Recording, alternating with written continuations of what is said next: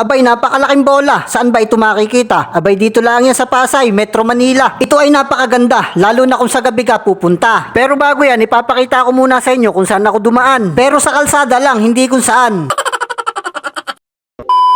At isa na itong pumukaw sa akin. Kahit hindi ko alam ang gagawin dyan, ako'y humanga at ako'y bumilib din. Ay kagaling! Yung malaking bola ay malapit lang sa aking pinagtatrabahuhan. Kaya madali ko lang itong puntahan. Kahit sa trabaho, ako ay tumakas lang para mabidyuhan. At habang ako'y nagbibidyo-bidyo din, nababangga ako dito sa dalawang poste. Anak ng teteng talaga eh. Grabe, sino bang may gawa din eh? Sa gitna pa nilagay eh. Nasa pulan ang alaga ko. Kaliit-liit na nga ay na... Yun pa na sentro. Abay, tingnan nyo naman ang aking lakad dyan, parang sakang. Ikaw ba naman ang masapulan? Abay, sigurado ang lakad mo diyan ay kaang. At habang ako'y nagbibidyo dito, may sasabihin lang po ako. Maubanin nga po pala ang aking punto. Ito kasi ang aking nakasanayan, bahala kayo dyan.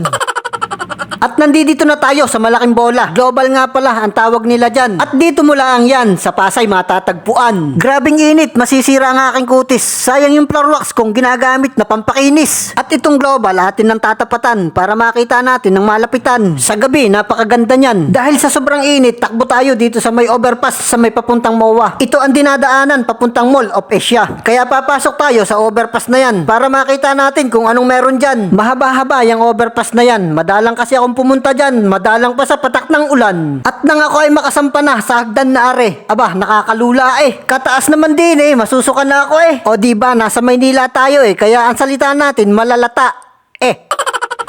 At akin ang papaspasan, tinakbo ko na yan para makita ko yung kataas-taasan. Naalala ko, may elevator nga pala. Di bale, sa susunod, tropa, sakay ako ha. O, eto na, papuntang Mall of Asia. Napakaganda sa loob niyan at napakalawak. Pag ikaw ay pumunta, may enjoy mo at ikaw ay marerelax. At dahil hindi naman yan ang aking punteriya, itong global lang talaga. Ito lang ang gusto kong makita, yung malapitan lang ba. Matagal-tagal na rin kasi na ako hindi nakakapunta. Siguro may 1 taon na. Ang lapit lang nito sa aking pinagtatrabahuan ha. Puro trabaho kasi tayo mga tropa. Kaya yung pamamasyal na yan, limot ko na. Wala kasing kasama. Nakakatamlay kapag mag-isa.